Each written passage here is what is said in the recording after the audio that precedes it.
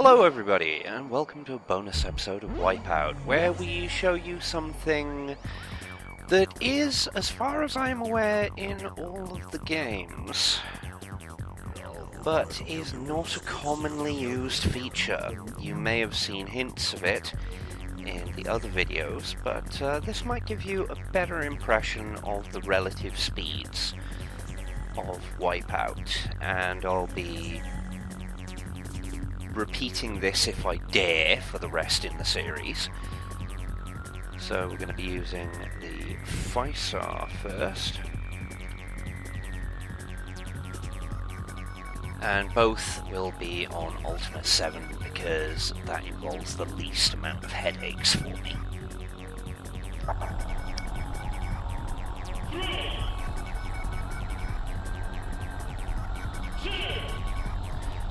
That's right, first person mode.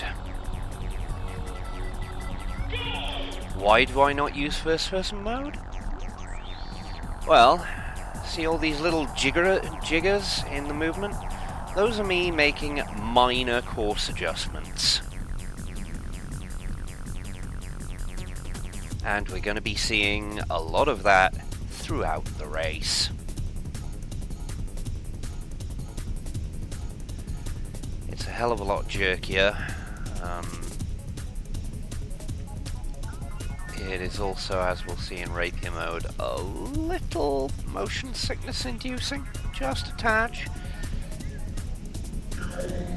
And when you have shield on, this incredibly irritating blue filter will come on, and believe you me, it actually gets worse in later games. However, on the upside, we have far less frame rate drop in the recording. However, this doesn't counter the other problems that first-person mode has. I swear this thing is giving me shields just to piss me off. You'll also notice I am actually using air brakes here. This is because in first-person mode I am nowhere near as sure of my turning circle. And yes, that jarring leap is going to happen every time we hit a wall or a person. And it can potentially get quite nasty.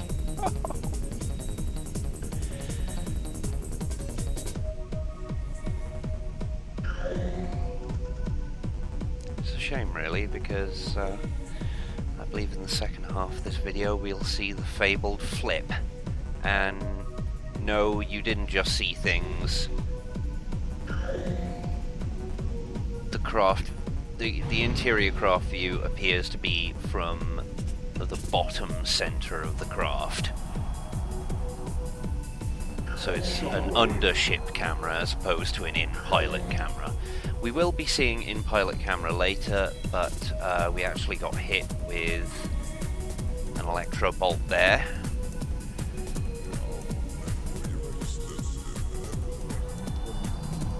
And that was part of the reason for the shaking. Most of the shaking in this will be me trying to make minor course adjustments. I'd actually be doing this normally in a race, but it's a hell of a lot more jarring in first-person mode.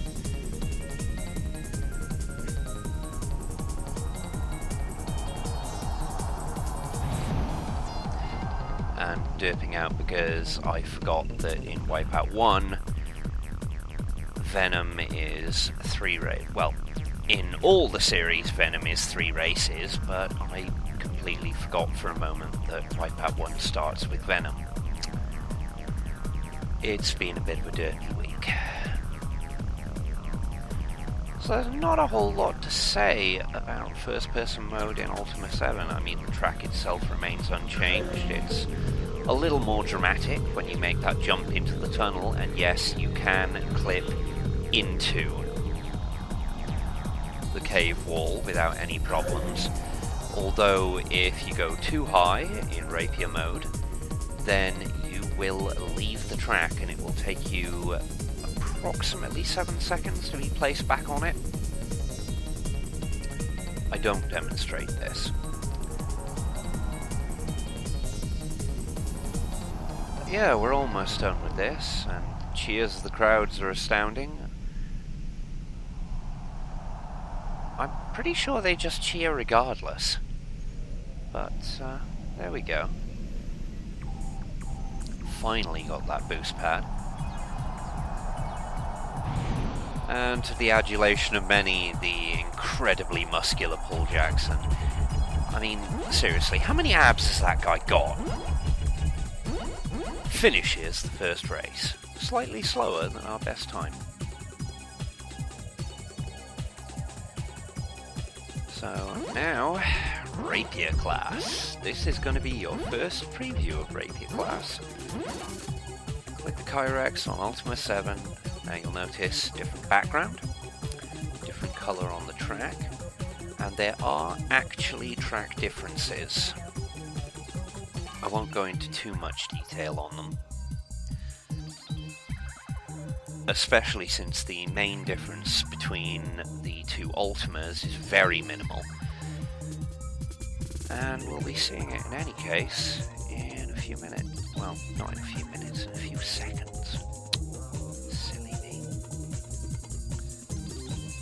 So, for fairness' sake, I will actually be balking the startup.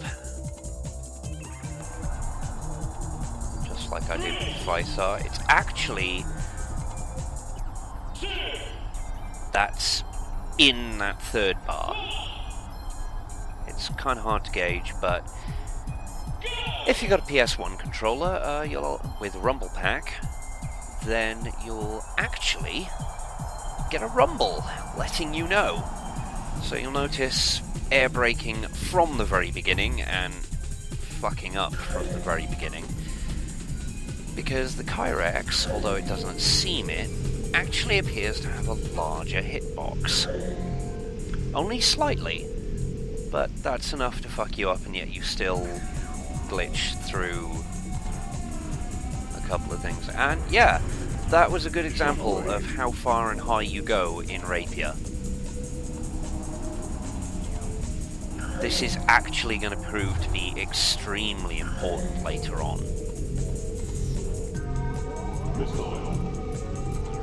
So, as you can tell, the collisions in first-person mode are almost vomit-inducing. I believe it's... there we go! That was almost a complete flip. You do not want to pinball in this tunnel.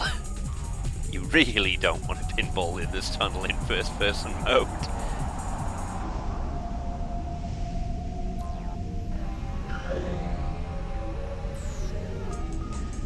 And I do actually get hit with the Electrovolt a couple of times, but there's no way of knowing in first-person mode. There is no sound cue. So, while there's a visual cue, I almost left the track, and yes, you can leave the track on Ultima.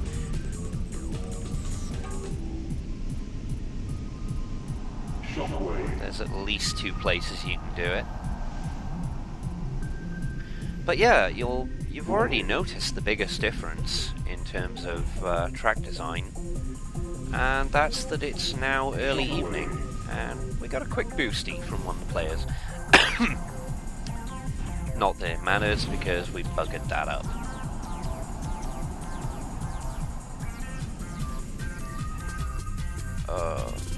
Yuck. Can you tell I really don't like first-person mode? Oh, yuck, yuck. So, only one more lap of this to go. Be strong. Especially since I have intelligence that one of the Goon Racers has volunteered, if that's the correct term, for an extra Goon Race challenge ahead of Goon Race registration.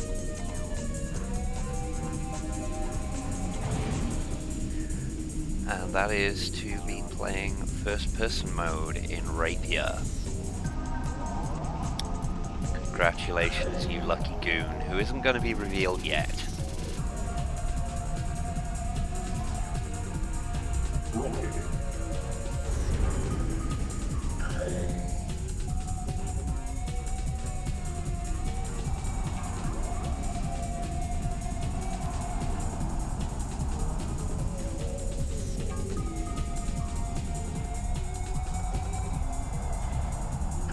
By the way, even when you're hitting the wall, you can use a weapon, and I should have done it there, but hey, at least I get to save me second place, eh?